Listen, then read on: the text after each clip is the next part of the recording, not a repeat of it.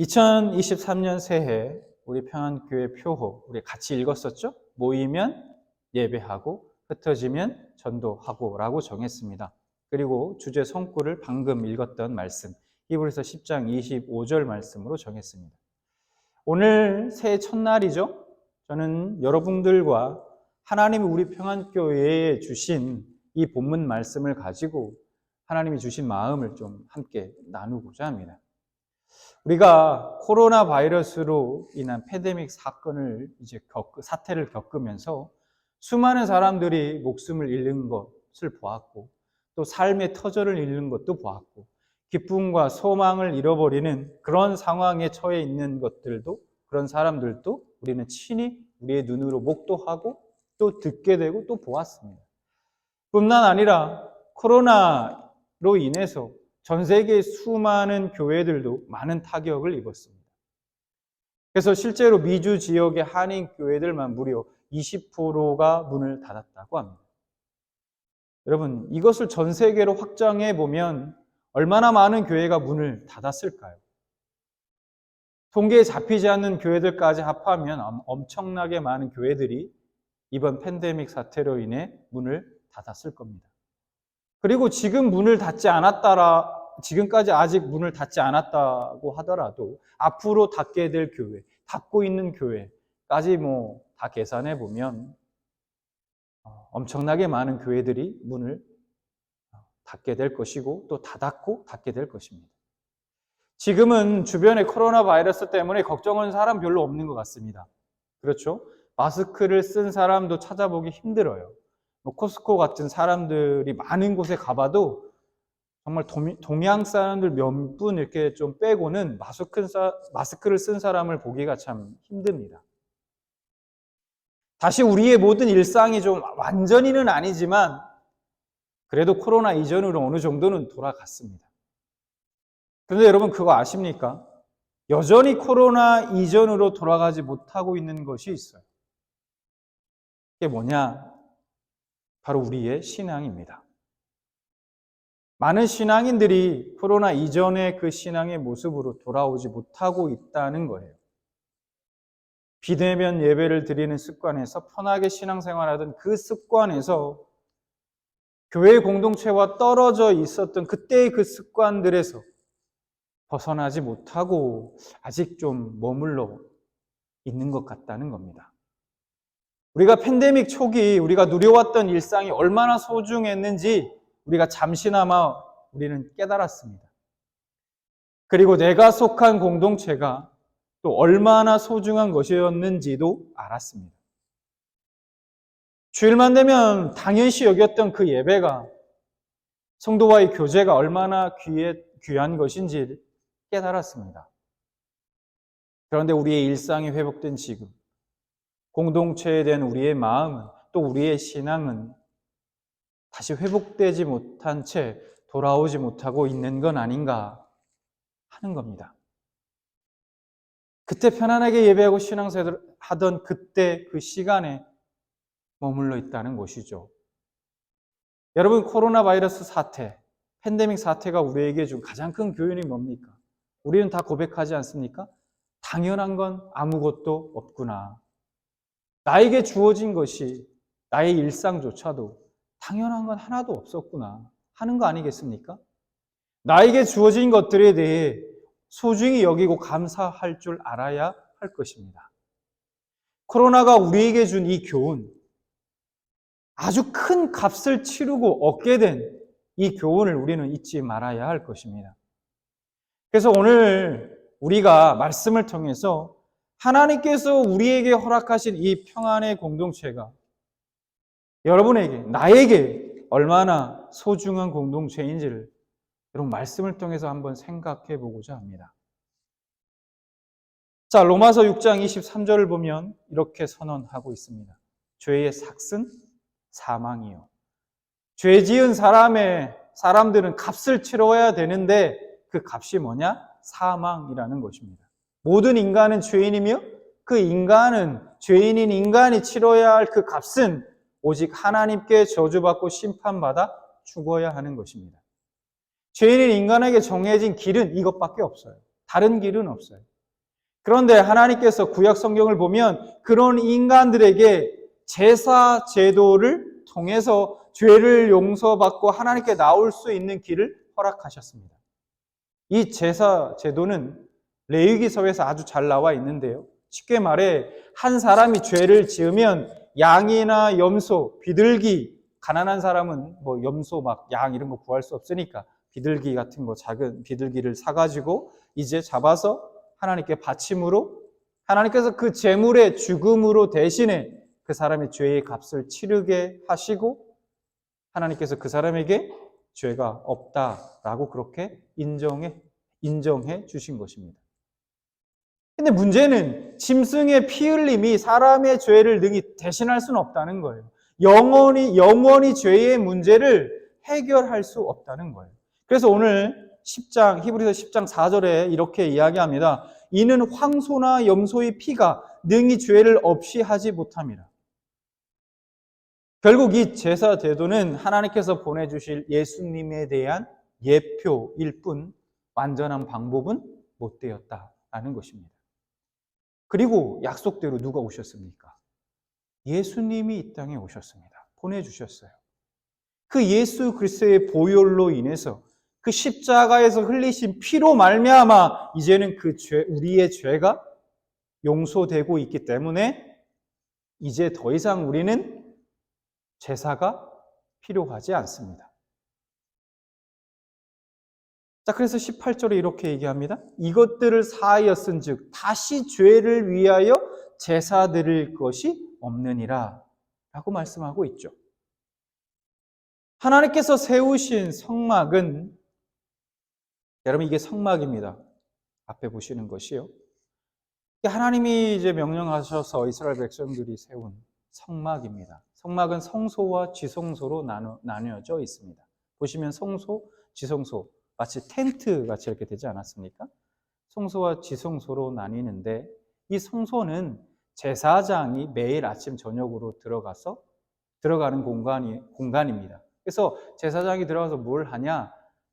하나님께 향을 피우고 새로 구운 빵을 드리는 일을 했습니다. 이 성소와 지성소 사이에 자세히 보시면 밑에 보면 작은 그림이 확대해 놓은 겁니다. 성소와 지성소 있는 부분을요. 성소와 지성소 사이에 휘장이라고 불리는 커튼이 세워져 있습니다. 지성소는 하나님이 거하시는 장소로 여겨졌기 때문에 아무나 들어갈 수 없었어요.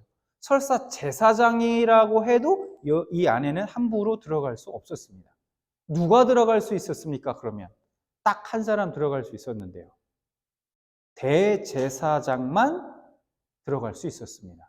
그것도 1년에 딱 한 번. 언제요? 대속죄일 날. 이스라엘 백성들의 죄를 위해서 제사 지내는, 제물을 드리고 제물을 잡고 제사를 드리는 그때 그 딱 1년에 한 번만 들어갈 수 있었어요. 그래서 이 휘장은요, 하나님과 백성들 사이를 가로막고 있는 장애물이었던 겁니다. 또한 거룩한 하나님과 죄인인 이스라엘 백성들을 구분해 주는 것이었어요. 그런데 이 휘장이요, 찢어지는 사건이 발생합니다. 언제 이 사건이 일어났을까요? 제가 오늘 우리 중등부 예배 친구들 첫 예배를 드렸는데요. 이 질문을 맞췄어요. 우리 친구들이 아주 훌륭합니다. 그래서 그동안 잘 배웠구나 제가 칭찬을 많이 해줬는데 여러분 맞추셔야 됩니다. 그래서 부담 드리는 건 아니지만 이 휘장이 찢어지는 사건이 발생했어요. 언제일까요? 언제 찢어졌을까요? 맞습니다. 좀 면이 쓰네요, 제가. 예수님이 십자가에 못 박히셔서 딱 숨이 끊어지시는, 숨을 거두실 그때 휘장이 찢어지는 사건이 발생합니다. 여러분, 이게요, 유대인들에게 있어서는 엄청난 사건이 발생한 거예요. 아무나 들어갈 수 없었던 거. 목숨 걸고, 이거는 그냥 들어가면 죽음이니까. 거룩한 하나님 앞에 죄인인 인간이 절대 함부로 그 거룩한 곳에 들어갈 수 없었던 것입니다. 근데 그걸 막고 있었던 휘장이 찢어진 거예요. 이 찢어진 사건은요, 휘장이 찢어진 사건은요, 유대인들에게뿐만 아니라 우리에게도 아주 커다란 의미가 있습니다. 아무도 들어갈 수 없었던 곳, 오직 대제사장만, 그것도 1년에 한 번 들어갈 수 있었던 그 지성소가 우리에게 열렸다는 거예요. 우리는 이제 하나님이 계신 그 지성소에 들어갈 수 있게 된 것입니다. 우리가. 그러면 여전히 죄인인 우리가 거룩한 하나님 앞에 어떻게 나아갈 수 있을까요, 여러분? 지성소를 들어갈 때에 반드시 제물의 피를 들고 들어가야만 했습니다. 마찬가지로 우리는 이제 예수 그리스도의 피를 들고 그 피를 힘입어 하나님께 나아갈 수 있게 됐다라는 것입니다. 그래서 오늘 19절에 이렇게 말합니다. 그러므로 형제들아 우리가 예수의 피를 힘입어 성소에 들어갈 담력을 얻었나니, 담력이 필요해요. 왜냐? 여러분, 대제사장은 지성소에 들어갈 때 금방울이 달린 옷을 입었습니다. 그리고 허리에 끈을 묶고 들어갔어요. 왜 그랬을까요? 왜냐하면 대제사장이 들어갔는데 움직일 때마다 방울 소리가 나지 않겠습니까? 근데 어느 순간 갑자기 이렇게 밖에서 방울 소리가 안 들려요. 그럼 어떻게 된 겁니까? 대제사장이 죽은 거예요. 그러면 누가 들어가서 꺼내와야 될 거 아닙니까? 아무도 못 들어가요, 그 안에. 그러니까 어떻게 합니까? 줄을 잡아당겨서 그를 꺼내야 했기 때문입니다. 죄인인 인간이 하나님 앞에 나아간다는 것은요, 그만큼 두려운 일이에요. 죽음을 각오해야만 하는 일이었습니다. 그런데 히브리서 저자는 이제 우리가 담대하게, 걱정하지 말고, 염려하지 말고 담대하게 하나님 앞에 지성소로 들어갈 수 있다고 말합니다. 어떻게 그런 일이 가능합니까? 예수의 피가 우리의 죄를 다 씻었기 때문입니다. 예수님께서는 십자가를 통해 죄인이 완전하게 용서받고 하나님 앞에 나아갈 수 있는 새로운 길, 생명의 길을 열어주셨습니다. 여러분, 이게 얼마나 큰 은혜인지 여러분들 좀 감이 안 오실 텐데요. 제가 예를 들어 드릴게요. 여러분, 어떤 사람이 죄를 지었어요? 엄청난 죄를 지어서 재판장 앞에 이제 갑니다. 얼마나 두렵고 떨리겠습니까?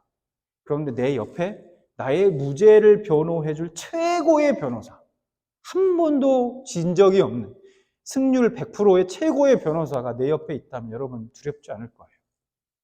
여러분, 지금은 우리가 예수님의 은혜로 그 피로 구원받았다는 사실이 얼마나 엄청난 사실인지 감이 잘 안 와요.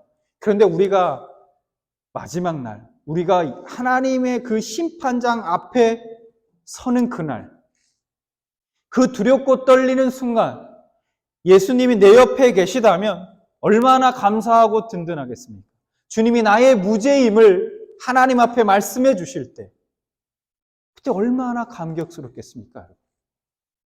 죄로 인해 끊어졌던 하나님과의 교제가 회복되고 영원한 생명을 누릴 수 있는 길이 바로 예수 그리스도로 말미암아 우리 앞에 열리게 된 것입니다. 여러분, 믿음으로 말미암아 여러분.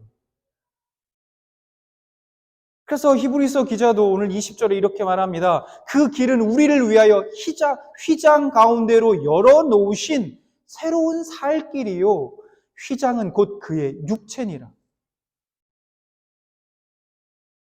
우리는 이런 엄청난 은혜를 입은 자들입니다. 그런 우리에게 히브리서 기자는 이렇게 말씀합니다. 22절, 23절. 우리가 마음의 뿌림을 받아 악한 양심으로부터 벗어나고 몸은 맑은 물로 씻음을 받았으니 참 마음과 온전한 믿음으로 하나님께 나아가자. 또 약속하신 이는 믿으시니 우리가 믿는 도리의 소망을 움직이지 말고 굳게 잡고 서로 돌아보아 사랑과 선행을 격려하며. 예수님의 보혈을 통해 이제 우리는 하나님을 사랑하고 하나님이 기뻐하시는 사랑과 선행을 이웃에게 추구하려는 이 참 마음, 새로운 마음으로 변화되었습니다. 그러나 우리는 이러한 변화된 새 마음을 가지고 살아가도 여전히 넘어지고 여전히 실수하고 상처받고 오온과 유혹 속에서 죄를 범하고 실망하고 좌절할 수 있습니다. 그렇죠. 우리는 예수님께서 다시 오실 날을 소망하는 마음으로 기다리면서 주님이 주신 그 믿음을 절대로 잃지 말아야 합니다. 근데 문제는 이게 혼자서는 안 된다는 거예요. 혼자서는 약합니다. 그래서 같이 있어야 해요. 같이 있어야 믿음을 지켜갈 수 있다는 거예요.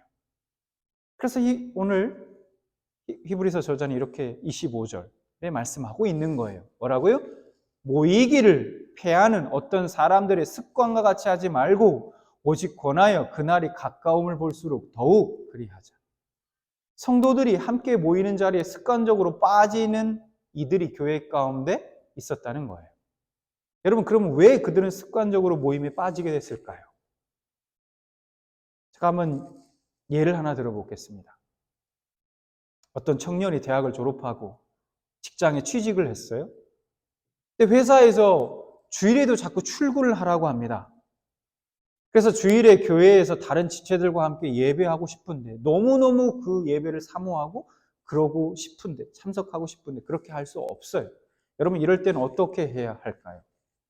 사실 여러분들에게도 지금 여러분들에게도 이게 해당되는 이야기 아닙니까?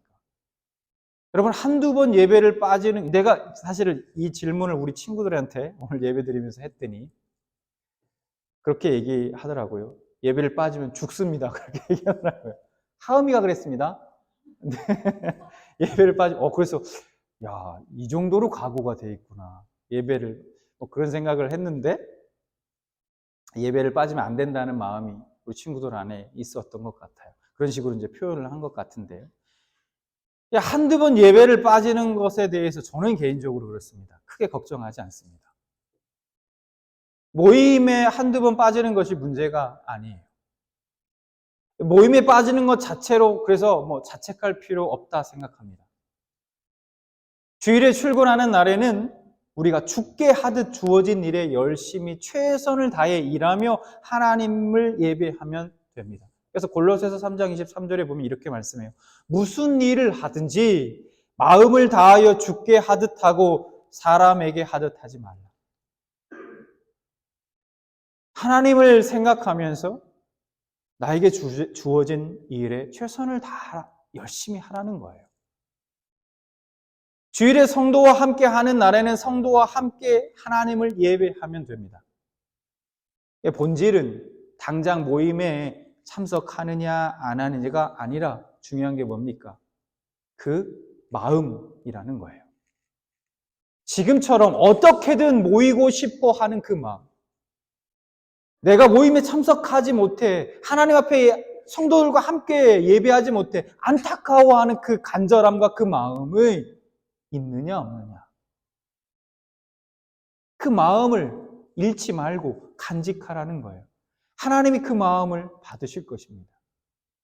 근데 문제는 뭐냐? 그런 일들이, 빠지는 일들이 반복되고 어느 순간 교회에 빠지는 것이 하나도 안타깝지 않고 당연한 것처럼 여겨지게 될 수 있다는 거예요.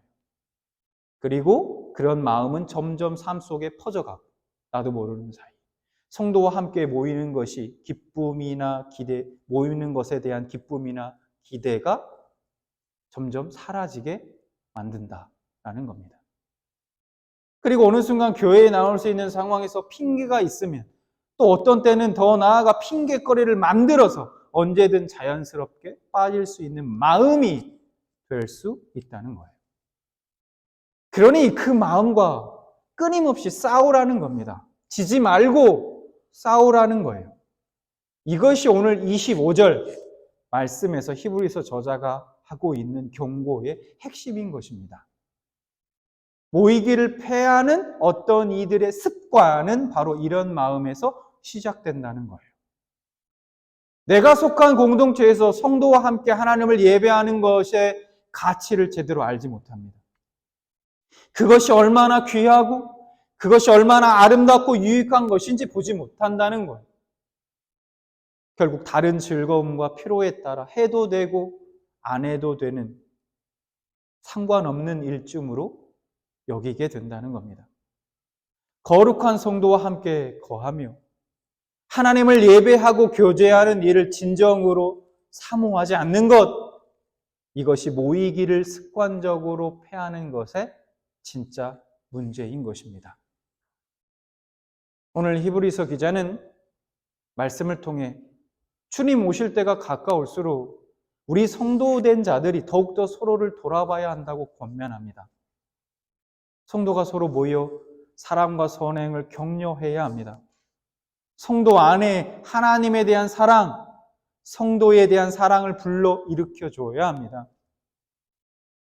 하나님이 기뻐하시는 일에 힘쓸 수 있도록 선한 일을 열심히 하는 하나님 나라의 백성이 되도록 열심히 격려해 줘야 합니다. 그러기 위해 우리는 더욱더 모이기에 힘써야 하는 거죠. 여러분, 세상이 그렇게 호락호락하지 않습니다. 우리가 모이지 않으면 우리는 이런 일을 할 수 없어요.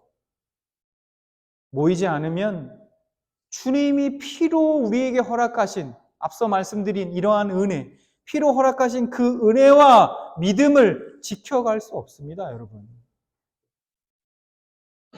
예수 그리스도의 피로 우리는 하나님 앞에 나아갈 수 있게 되었습니다.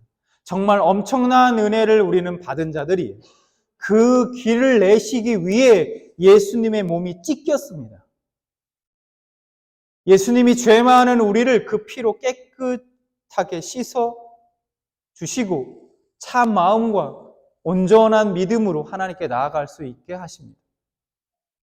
우리에게 하늘나라에 대한 소망을 약속하시고 또한 신실하게 붙드시는 분도 예수님이십니다. 그 예수님께서 성도의 모임 중에, 우리의 모임 중에 함께 하십니다. 그래서 그 예수님을 사랑하는 사람은 모이기를 사랑하는 것이죠. 2023년 우리 평안교회표 모이면 예배하고 흩어지면 전도하고, 여러분 꼭 기억하시기 바랍니다. 2023년 새해 서로 모이기 힘쓰고 함께 모여 하나님을 예배하고 사랑과 선행을 격려하며 우리의 모든 것이 되시는 사랑하는 주님을 삶 속에서 증거하는 복된 삶이 되시길 주님의 이름으로 축원합니다.